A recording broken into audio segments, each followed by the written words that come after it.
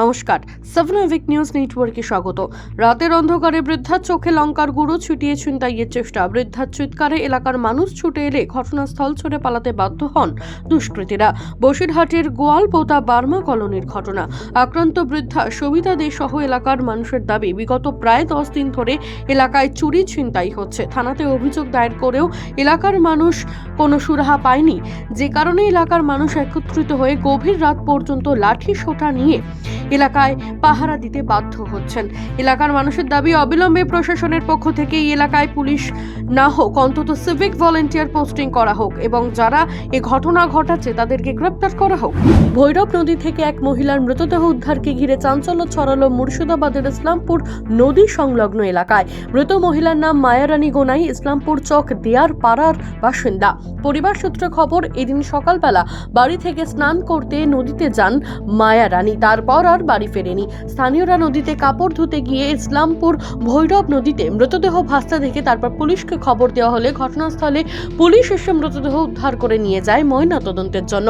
খবর পেয়ে ঘটনাস্থলে ছুটে আসেন পরিবারের সদস্যরা। স্নান করতে গিয়ে মৃত্যু হলো নাকি এর পেছনে রয়েছে অন্য কোনো রহস্য, তা জানতে তদন্ত শুরু করেছে পুলিশ।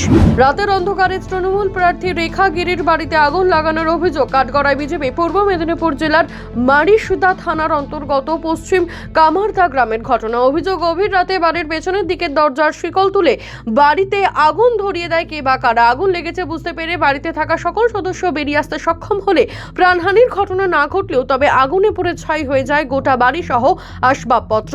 তৃণমূল কংগ্রেসের দাবি, হিংসার বশে কে বা কারাই আগুন লাগিয়েছে। যদিও তৃণমূল কংগ্রেসের এই অভিযোগ সম্পূর্ণ অস্বীকার করেছে বিজেপি। অভিযোগের ভিত্তিতে তদন্ত শুরু করেছে মারিসদা থানার পুলিশ। বাংলাদেশে পাচার হওয়ার আগে বসিরহাটের স্বরূপনগর থানার বিথারি হাকিমপুর গ্রাম পঞ্চায়েতের ভারত বাংলাদেশ হাকিমপুর সীমান্ত থেকে বস্তাবন্দি 700 নিষিদ্ধ কাফ সিরাপ উদ্ধার করল বিএসএফ এর 112 নম্বর ব্যাটালিয়নের জওয়ানেরা। সূত্রের খবর, এদিন ভোররাতে সীমান্তে টহল দেওয়ার সময় জওয়ানেরা একটি বস্তা পড়ে থাকতে দেখে।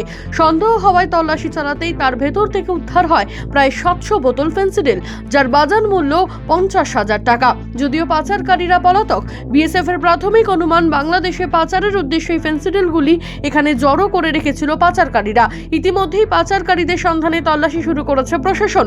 উদ্ধার হওয়া নিষিদ্ধ কাপ সিরাপগুলি তেতুলিয়া শুল্ক দপ্তরের হাতে তুলে দেওয়া হয়েছে।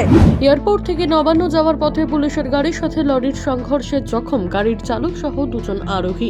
ভয়াবহ পথ দুর্ঘটনার সাক্ষী 116 নম্বর জাতীয় সড়কের চামরাইল এলাকা। পুলিশ সূত্রে খবর, নবান্নে কর্মরত একজন পুলিশ আধিকারিক গাড়ি করে নবান্ন যাওয়ার সময় নিয়ন্ত্রণ হারিয়ে গাড়িটি প্রথমে লরির পেছনে ধাক্কা মেরে তারপর সার্ভিস লেনে গিয়ে গার্ড রেলিংয়ে ধাক্কা মারে। গাড়িটির সামনের অংশ একেবারে দুমড়ে মুচড়ে যায়। কার্যত কর্তব্যরত পুলিশ কর্মীরা এসে চালক ও ওই পুলিশ আধিকারিককে উদ্ধার করে চিকিৎসা করান।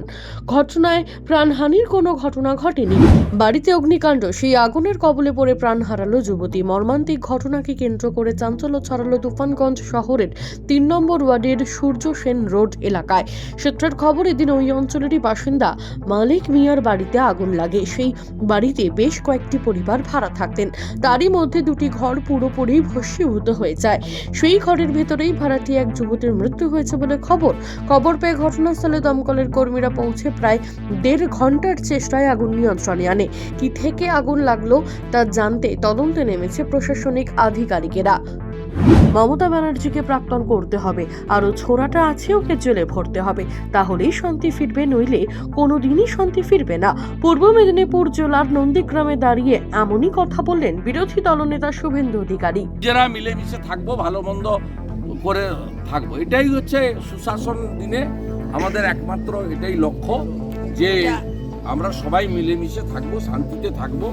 ভোটের সময় রাজনীতি করব, একে অপরের বিরুদ্ধে বলবো, তো বাকি সময়টা আমরা একসঙ্গে চলব। এটা করতে গেলে মমতা ব্যানার্জিকে কম্পার্টমেন্টাল মুখ্যমন্ত্রী এরা বানিয়েছে নন্দীগ্রামের ভোটাররা। মমতা ব্যানার্জিকে প্রাক্তন করতে হবে, আর ওই ছোড়াটা যেটা আছে গোলাবাজ, তাকে জেলে ধন্যবাদ, তাহলেই শান্তি হবে। মদন মাইতি, সাবনাভিক নিউজ, পূর্ব মেদিনীপুর। জয় হিন্দ।